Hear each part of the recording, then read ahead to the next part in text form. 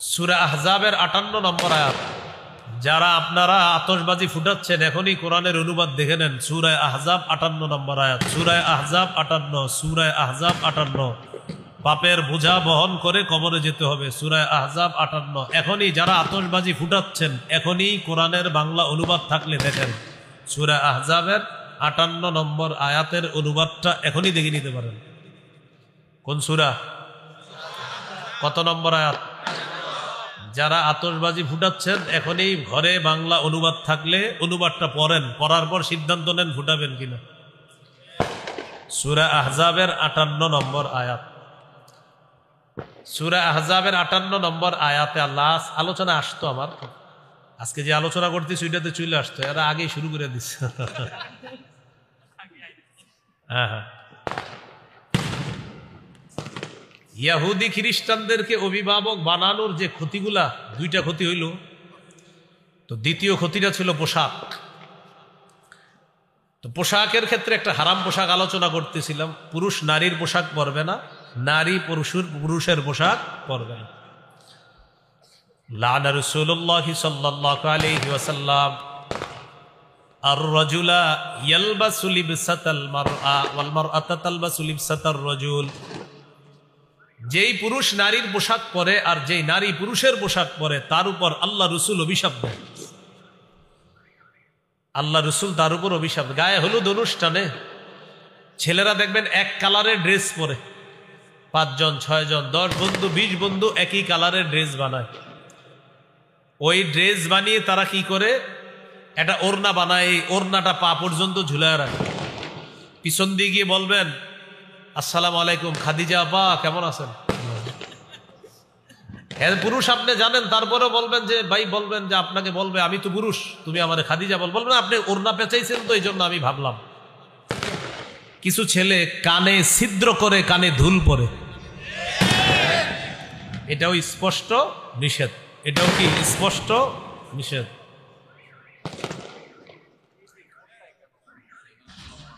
তোমরা রেশমের পোশাক পরবা না। 2 নাম্বার পুরুষ নারীর পোশাক পরবে না। 3 নাম্বার নারী পুরুষের পোশাক পরবে না। পুলিশ না বলে নিষেধ করে দিছে এটা আজকে। হ্যাঁ, এটা নাকি ধরা খেলে 1 মাসের জেল হবে। কয় মাস? হ্যাঁ আজকে পুলিশ বললো, এটা শুনলাম। হ্যাঁ, এক তাগুত ছেড়ে আর এক তাগুত ধরলে পরিণতি এটাই হবে। এক তাগুত ছেড়ে আরেক তাগুত ধরা, বৃষ্টি থেকে বাঁচার জন্য ঝর্ণার নিচে দাঁড়ানো। এজন্য আমরা তাগুত থেকে এখনো মুক্ত হতে পারিনি। খেলাফত ব্যবস্থা ছাড়া মুসলিম জাতির ভাগ্যের পরিবর্তন হতে পারে না। এই জন্য ওইদিকে মুসলিম জাতি এগিয়ে যেতে হবে। তো লানা রাসূলুল্লাহ সাল্লাল্লাহু আলাইহি সাল্লাম, না কিছু বলেন না, মাদ্রাসার উপরে টার্গেট নিবে। অসুস্থ, দেশের শত্রু এরা, এগুলা নিঃসন্দেহে অসুস্থ। আমার ক্ষমতা থাকলে এদেরকে আমি পাবনা ভর্তি করাইতাম, সত্যি। কারণ পাগল ছাড়াই কাজ কেউ করে না। আর যাদের বাপ মা শুনতেছেন আপনার সন্তান পাগল, আপনার সন্তান পাগল বলে আতশবাজি ফুটাচ্ছে, এই পাগল সন্তান তাড়াতাড়ি পাগলাখানায় ভর্তি করেন। পাগল ছাড়া এই কাজ কেউ করবে না। যাদের সন্তান আতশবাজি ফুটাচ্ছে নিঃসন্দেহে ওর মা বাবা যেন জেনে নেয় ওর সন্তান পাগল। পাগল ছাড়া এই কাজ কেউ করে না। ইন্নামা বাআসতু বিহা ইলাইকা লিতুশাক্কিকাহা খুমরান বাইনান নিসা।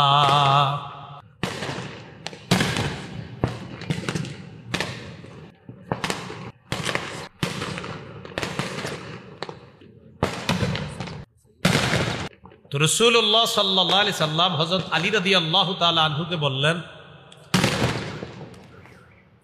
আমি রেশমের পোশাক, রেশমের কাপড় তোমাকে পরিধান করার জন্য পাঠাইনি, আমি তোমার কাছে এটা পাঠিয়েছি লিতুশাক্কিকাহা খুমরান বাইনান নিসা, তুমি এটা টুকরা টুকরা করে নারী সদস্য যারা আছে তাদেরকে ওড়না হিসাবে ব্যবহার করার জন্য দিবা, এই জন্য এটা পাঠিয়েছি। তো বুখারীর বর্ণনায় আসছে 5840 নম্বর হাদিসে হযরত আলী বলেন ফাশাক্কাকতুহা বাইনান নিসা, আমি নারীদের মাঝে এটা ওড়না বানায়া বন্টন করে দিয়ে দিলাম মেয়েরা পরিধান করার জন্য। এই হলো আপনার রেশমের পোশাক পুরুষের জন্য হারাম। পল্লবীতে একজন স্ট্রোক করে মারা গেছে আতশবাজির আওয়াজে, এই মাত্র খবর আসছে। তো এই জন্য যারা অভিভাবক শুনতেছেন, আপনার সন্তানকে ভর্তি করান, তাড়াতাড়ি ভর্তি করান, এই যেন আগামী বছরের আগে সুস্থ হয় আর এই জাতীয় অসুস্থ মার্কা কাজ না করে।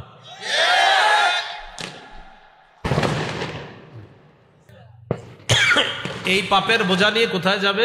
কবরে।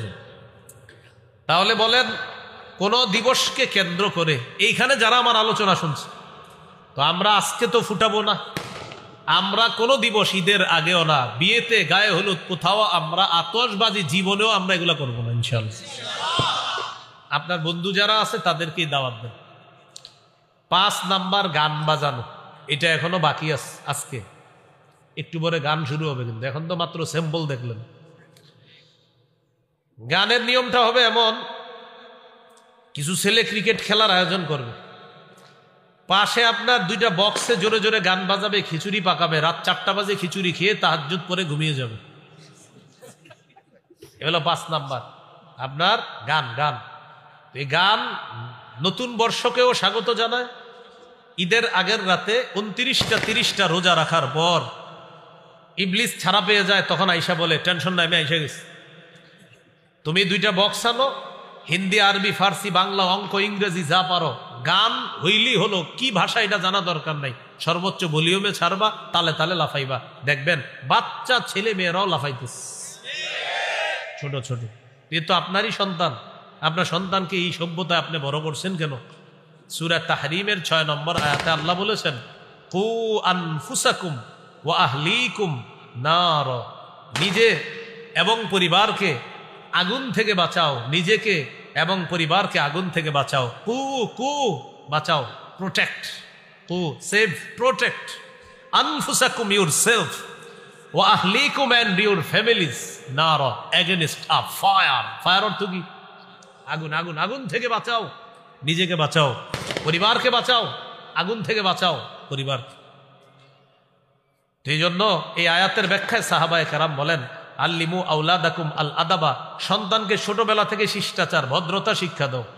আপনি যদি সন্তানের হাত ধরে তাকে নাচের আর গানের স্কুলে নিয়ে যান, আর বড় হলে আলেমদের কাছে গিয়ে বলে, হুজুর সন্তানটা শেষ, ছোটবেলা যখন নাচের আর গানের স্কুলে নিয়েছেন, কসাই বাবা হিসাবে সন্তানের হাত ধরে আপনি জাহান্নামে নিয়ে গেছেন, তখন এই কাজ কেন করলেন? হ্যাঁ, আবার ইমাম সাহেবের কাছে হাসি দিয়া দোয়া চাই, হুজুর দোয়া করেন। তো গান, গানের ব্যাপারে শুধু এতটুকু মনে রাখবেন, আমার যেই বিষয়টা আর কি গানের ব্যাপারে আপনার, আমি যেই বিষয়টা আমার সবচেয়ে গুরুত্ব লাগে গানের ব্যাপারে, নবীজি কোরআন তেলাওয়াত করতেন, কাফেররা নবীজির তেলাওয়াত শুনতো চুপি চুপি, মজা লাগত। নজর ইবনে হারেসা এক কাফের চিন্তা করলো যে আমাদের সন্তানরা মুহাম্মদ সাল্লাল্লাহু আলাইহি সাল্লাম তার তেলাওয়াত শুনে আমাদের সন্তানরা, এটা মেনে নেওয়া যায় না। সে বিদেশ গেছে, বিদেশ গিয়ে বাদ্যযন্ত্র কিনে আনস, গায়িকা কিনে আনস, নায়িকা নর্তকীদেরকে কিনে আনস, এনে বলল তোমরা নাচবা, পাশে গান বাজতে থাকবে, গানের তালে তালে তোমরা নাচতে থাকবা, আর অন্যান্য ছেলে মেয়ে যারা আছে তাদেরকে বলতো এখন থেকে মুহাম্মদ সাল্লাল্লাহু আলাইহি সাল্লাম তার তেলাওয়াত শুনবা না, এখন থেকে নর্তকীদের নাচ দেখবা আর গান শুনবা। তাহলে কিসের বিরুদ্ধে গান আমদানি করলো কাফেররা? কোরআনের। সেই গান আপনি বাজাচ্ছেন। সূরা লোকমানের 6 নম্বর আয়াতে এটাই বলছে আল্লাহ, ওয়া মিনান নাস, মানুষের মধ্যে কিছু মানুষ, ইয়াশতারি লাহওয়াল হাদিস, যারা ক্রয় করে লাহওয়াল হাদিস, গান, গল্প, মিথ্যা গল্প কাহিনী, নায়িকা গায়িকা নর্তকী ইত্যাদি বাদ্যযন্ত্র ক্রয় করে, লিউযিল্লা আন সাবিলিল্লাহ, মানুষকে আল্লাহর রাস্তা থেকে পথভ্রষ্ট করার জন্য।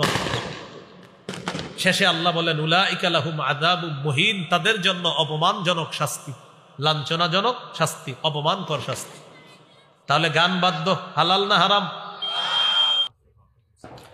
সূরা আহজাবের 58 নম্বর আয়াত।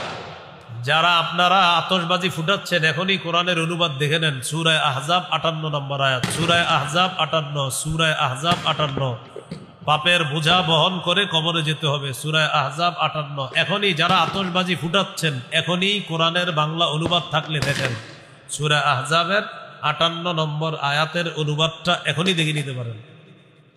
কোন সূরা, কত নম্বর আয়াত? যারা আতশবাজি ফুটাচ্ছেন, এখনই ঘরে বাংলা অনুবাদ থাকলে অনুবাদটা পড়েন, পড়ার পর সিদ্ধান্ত নেন ফুটাবেন কিনা। সূরা আহজাবের 58 নম্বর আয়াত। সূরা আহজাবের 58 নম্বর আয়াতে আল্লাহ, আলোচনা আসতো আমার, আজকে যে আলোচনা করতেছি ওইটাতে চলে আসতো, এরা আগেই শুরু করে দিচ্ছে। হ্যাঁ হ্যাঁ, ইহুদি খ্রিস্টানদেরকে অভিভাবক বানানোর যে ক্ষতিগুলা, দুইটা ক্ষতি হইল। তো দ্বিতীয় ক্ষতিটা ছিল পোশাক। তো পোশাকের ক্ষেত্রে একটা হারাম পোশাক আলোচনা করতেছিলাম। পুরুষ নারীর পোশাক পরবে না, নারী পুরুষের পোশাক পরবে না। লানা রাসূলুল্লাহ সাল্লাল্লাহু আলাইহি ওয়াসাল্লাম আর-রাজুলা ইয়ালবাসু লিবসাতাল মারআ ওয়াল মারআতু তালবাসু লিবসাতার রাজুল। যেই পুরুষ নারীর পোশাক পরে আর যেই নারী পুরুষের পোশাক পরে, তার উপর আল্লাহ রসুল অভিশাপ দেয়। আল্লাহ রসুল তার উপর অভিশাপ। গায়ে হলুদ অনুষ্ঠানে ছেলেরা দেখবেন এক কালারের ড্রেস পরে, 5 জন 6 জন 10 বন্ধু 20 বন্ধু একই কালারের ড্রেস বানায়। ওই ড্রেস বানিয়ে তারা কি করে, একটা ওড়না বানায়, এই ওড়নাটা পা পর্যন্ত ঝুলায় রাখে। পিছন দিয়ে গিয়ে বলবেন, আসসালামু আলাইকুম খাদিজা আপা, কেমন আছেন? পুরুষ আপনি জানেন, তারপরে বলবেন যে ভাই, বলবেন যে আপনাকে বলবে আমি তো পুরুষ, তুমি আমার খাদিজা বলবেন আপনি ওড়না পেঁচাইছেন তো এই জন্য আমি ভাবলাম। কিছু ছেলে কানে ছিদ্র করে কানে ধুল পরে, এটাও স্পষ্ট নিষেধ। এটাও কি স্পষ্ট নিষেধ।